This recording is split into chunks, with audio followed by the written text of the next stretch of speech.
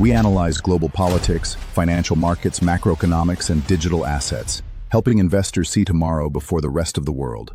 Welcome to Era of Changes. First, let's start with the fact that this crisis itself will develop very unconventionally. All crises follow a unique scenario. They are only similar in their outcome. People are left without money, and that's exactly what they're designed for.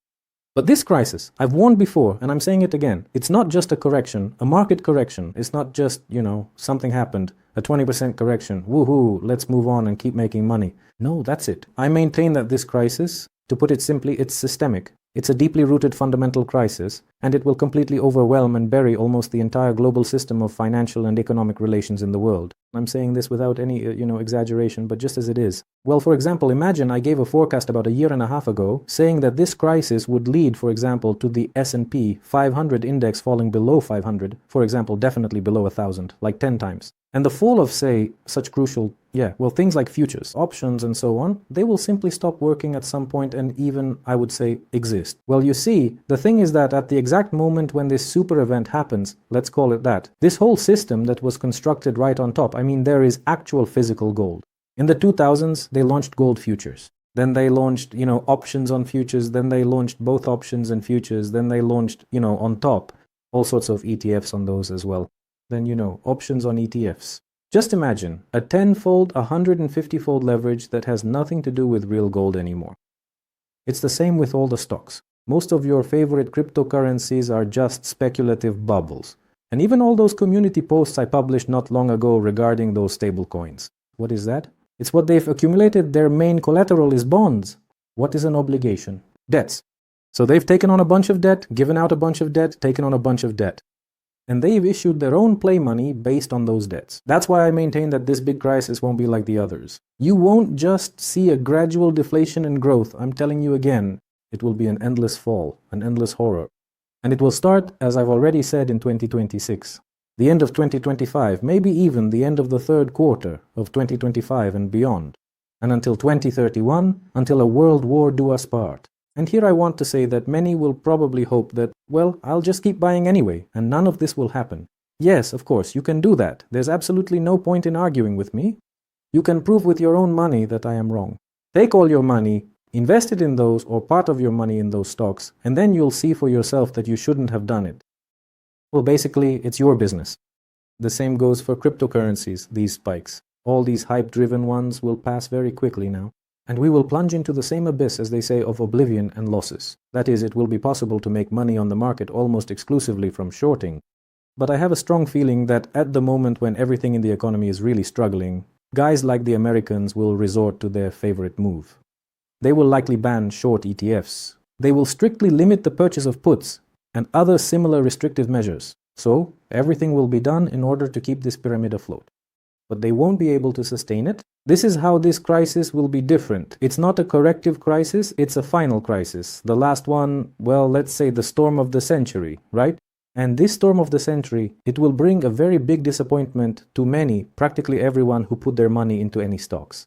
Because a revaluation will occur simultaneously on two different levels. One is the value of money or the price of money, and the second is the value or, say, the price of stocks. Both will fall. Only that asset will grow, which truly reflects, well, the fundamental core value and worth. And I've talked about it 100 times already. I believe it's gold. That's why all our stock, all our forecasts for countries, for currencies, and everywhere. For instance, we've made forecasts for Kazakhstan, Kyrgyzstan, and so on and so forth. Right now, we've just done the Baltics and so on. We do them all in gold. Why? Because in order to understand how much, roughly speaking, this currency will be worth, or how the GDP will feel in the future, it's better to focus on eternal values. I'll immediately disappoint those who start talking about crypto. Guys, no, none of that is going to happen. We don't expect that value will be quantified or measured in these candy wrappers. That's 100% no. It's a speculative asset that no one will ever build into the structure of their economy. For that to happen, two key events must take place. Well, there must be a Bretton Woods II, for example, or a Jamaica II meeting. That is, all countries in the world must now gather at the UN and say that's it. The main measure will now be Bitcoin, for example. Bet you won't see that happening. Secondly, today I have money from the Lycian civilization period. It'll be more interesting to calculate with them. I'll show you what it is exactly. It's a massive pyramid, a scam even bigger than MMM. quite elegantly and technically they're squeezing billions of dollars out of the population. Now I'll show you how it works with an example to make it more visual. Well, if we consider the crisis of international financial relations, the world will become fragmented. We are now going to witness a period of de-globalization, taking a step back. This means some countries won't be able to effectively settle their accounts with each other, and shipments through certain regions will be paralyzed. Ultimately, the world will be split into distinct zones of geopolitical interest. And even now, to understand this, it's very easy to do. You can look. There's BRICS, SCO there, right? There's NATO, there's the World Trade Association, there's, say, the European Union. And what is all this? What are these kinds of unions? Well, these are the guys who agreed to be friends. And so at this point, we have come to such a historical era when fragmentation will begin to take place in the world, along these borders of these unions. And as a result, we'll see that the world will be split into them and us.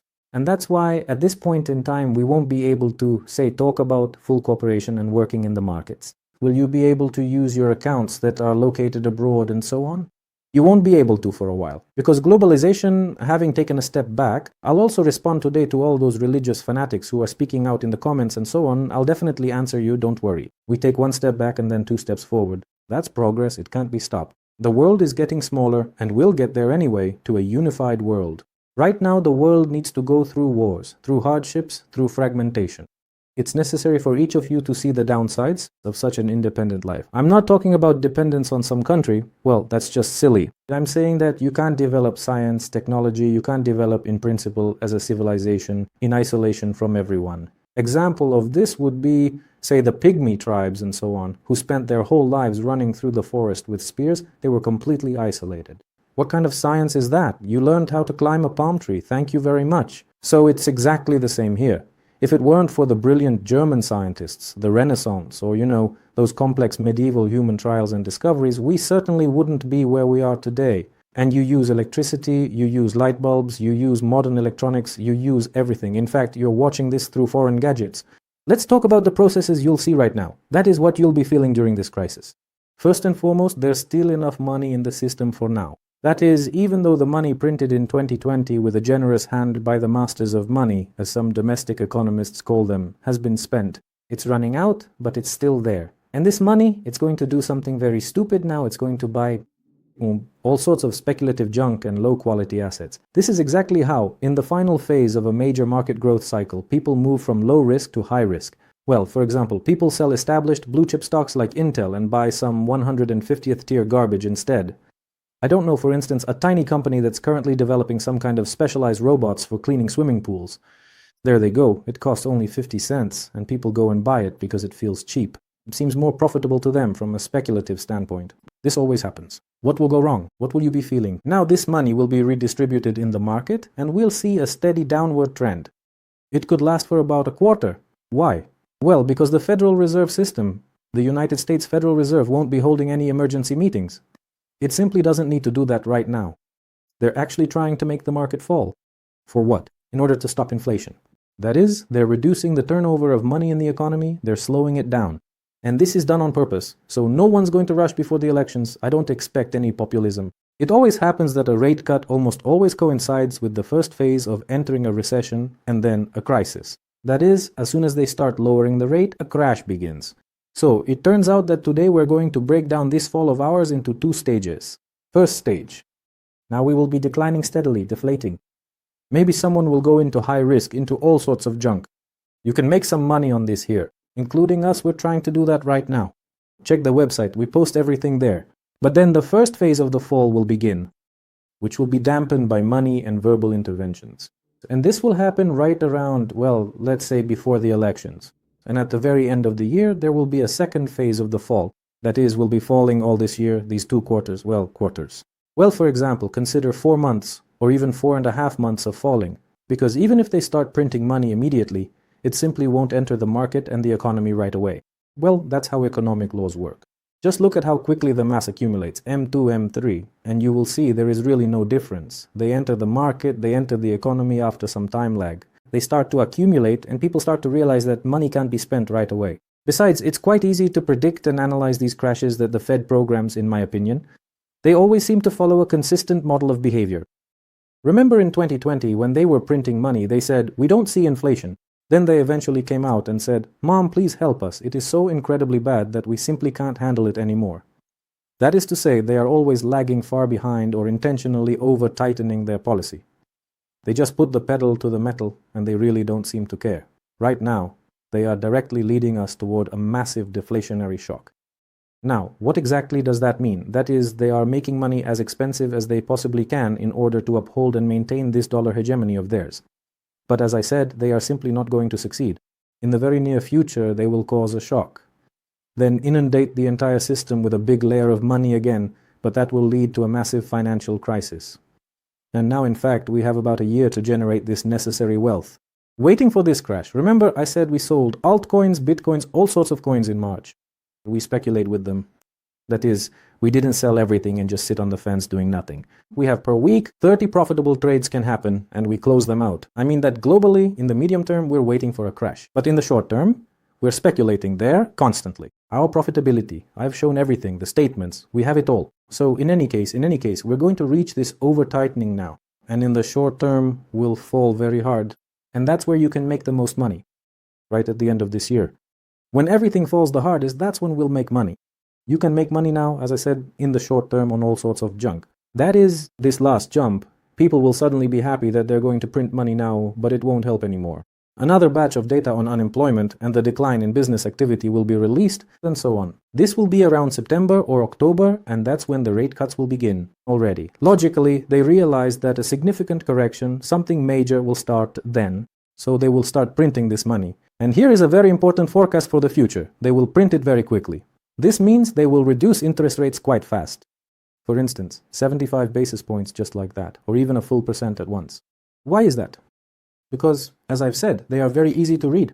They always overdo it, always dragging it out until the very last moment when everyone is laughing at them, and now they'll hit a deflationary shock and start printing cash. But they won't just print a lot. It will also lead to a breakdown in the internal political situation. Over there, for example, in the US, this will trigger a political crisis. And that will hit the economy hard. Immediately, some very bad processes will start, the ones I warned about before. And so, in 2025, we'll slide into a full-scale major crisis, fueled by a major war involving NATO, Russia, and so on in Ukraine. And we end up with a full-blown major crisis that will wipe out not just many fortunes, but some countries. So there you have my entire forecast. You can look at it from a bird's eye view for the next year and a half to assess and understand it. I didn't just make this up. You can sit down and watch our previous programs. You can take, for example, the Bitcoin forecast from March, the S&P 500 forecast from the start of the year, what we're expecting. I mean, take a close look at these figures and compare them to where we are standing today. Roughly speaking, we only actually started building these client portfolios back in the month of July. That is, we started buying slowly, picking up some of what was being sold off back in March. And it's clear why we'll now be scaling in, step by step, buying more and more as this crash continues. So we bought a little now, then more and more, and at the very bottom, where we expect this crisis to end, the client's portfolio is full, bought near the bottom, and primed for solid growth. This is the consistent logical strategy we've been actively advocating and following for many years. Now, regarding the specific cryptocurrency example I mentioned, so you can fully understand exactly how the public is being deceived. So there's this great unknown nobody. He's called Satoshi Nakamoto, whoever. It doesn't matter. First, the intrigue. An unknown person creates a super technology that is self-sustained by some activists who don't get paid for it, and so on, maintaining entire Bitcoin core wallets, for example. In other words, it all just works on its own somehow. This technology exists in the world, and it supposedly needs no maintenance or protection from hacks. Hello, Bitcoin Cash and all that. Actually, it's all a lie. I'm practically certain there's a massive 5-story building full of people doing nothing but this, a ton of programmers maintaining this whole machine, whoever created it, and it looks like it was some government agency, likely the Americans themselves, maybe the FBI or something. With some, I don't know, I'm just speaking figuratively. Let's not make baseless accusations, I'm just speculating, right? It cost them absolutely nothing at all. They created the technology they decided to market and sell as a way to collect money from a bunch of suckers. So remember I mentioned the coins of the Lydian civilization? They'll be our prime example today. The essence is the same, right? They're not worth a damn thing now. But once they were worth a fortune, you could buy a cow or a horse. And harlots for their homes. So this someone created these coins and tells others you should create them too. It is definitely worth your time investing in these. We will provide you with all the graphics cards you can use to mine these digital assets. And while people do that, the company is responsible for making those cards grow. And meanwhile, artificial intelligence is developing and so on and so forth. So it's a way to collect money from the public to funnel it into the right channels. For example, ChatGPT and all that, various companies like Nvidia, for instance, the beneficiary of it all and so on. So people spend money on these coins. Why? Greed drives them. Greed is the driver, like I'll make $1 billion. And at that specific point in time, when the critical price is reached and the belief that it's worth something reaches its absolute highest point. And we have this concept called halving, right? Meaning the further we go in producing these coins, the more costly and difficult they become for the miners, for those who produce them. I'm just trying to put it in very simple terms for those who might not be fully familiar with how this works. So, at the point where producing them becomes unprofitable, difficult, meaning expensive, and those cards don't pay for themselves, it's tough. They decide to shut the whole thing down. But how do you sell this crap to the people who just entered the market without crashing the price? Because as soon as you start selling them, dumping them onto the market, people will see the big wallets offloading them and the price will drop. So you need to create some kind of proxy. Here I'll use this high-tech iPhone case to perform that function. We'll create an ETF like this. To ensure that the influx of buyers doesn't cause a drastic crash in the price, we will transfer the funds from this wallet to that wallet, and these virtual currencies will not even enter the open market. It has to be done so that no one catches on to the scam. And so they'll just be moving this money around. So the price of this Bitcoin isn't regulated by a free market. Instead, BlackRock says, we bought it, meaning we, this ETF, bought it. How's an ETF formed? I'll explain. This ETF is basically me sitting here saying, bring me your money and I'll buy it for you. You'll ask, why the hell for? I'll say, because it's safer with us, easier to hold, easier to pay taxes, everything's above board, and you don't carry storage risks. It's wonderful, isn't it? Look, we've already reached an agreement with Gensler and whoever else. They gave us the green light, it's allowed. It's a commodity. And since it's a commodity, we'll just make an ETF for it. What exactly is an ETF? It's, well, as I've said, a cooperative. People gathered all the money and now you're bringing yours here, piling it up, while they, for you, move these coins into their own pockets. No one asks where they're moving them from. Who are they buying from on the exchange? Germany recently sold bitcoins at 60,000. Why? Yes, and then the crash. It doesn't bother anyone that big players, countries, large funds are selling. And where are they selling? To this ETF, to these fools who brought their money here. And from this specific financial instrument created once upon a time, which cost them nothing, it ends up right here in this ETF where it takes its position and steps aside from the market. Next, some portion of the coin circulates here in the market. Here they have less and less and less. Gradually, this wallet gets thinner. And as soon as we put the statistics on our website, how much has migrated from here to there? That is the very moment that the majority of these coins are finally deposited right here. As soon as people start pouring their real cold cash into this fund, and it moves everything from here to there, they'll set off a big beta boom, some kind of technical default or something else. I'll explain how it'll happen. Under US laws, if volatility is above, I think, 7% a day, they halt trading, they freeze this fund. Overnight, news breaks that Bitcoin was hacked. Again, hello Bitcoin Cash and all the rest. They say, listen, this is just junk, not money. You can't take it out of here. And at the exact moment the trading market opens, people can sell, of course, but its price here on the exchange is 0. Go ahead, sell. You've put money into BlackRock, in fact. They collect money from you twice. The first time when you bought this crap right here. The second time when you put that money in here. Cool, right?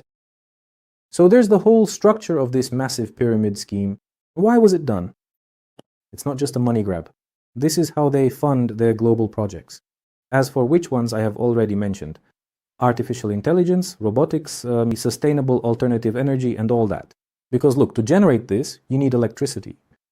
It's expensive, so you have to put up wind turbines. So besides that, you can also charge your Teslas there. To develop artificial intelligence, you need billions and billions. Where to get them? Who's going to bring them? Will the state just give it away? You're the ones who have to bring that money there. Set a $30 subscription fee for GPT for you. Do you think that money will be enough? I really don't think so, because you're spending that, roughly speaking, to preserve and maintain existing capacities. But for funding future ones, you need huge bucks. Where to get them? And then we will sell you the shovels to dig for gold. So hello there, Nvidia. Moving on to the next one, we'll be selling you this same junk in these same funds. And when they finally come to a close, all this available money can then be redistributed once more in the future. Moreover, as soon as they get into these funds, how is the fund structured? It pays taxes on this, among other things, and so on. But if this money then somehow, roughly speaking, remains in this fund and, for example, there is no product or something else, these are force majeure events, it transfers them, guess where? Well, that's all for now. Thank you all for joining us. The One Man Show in general brings our live broadcast to a close here today.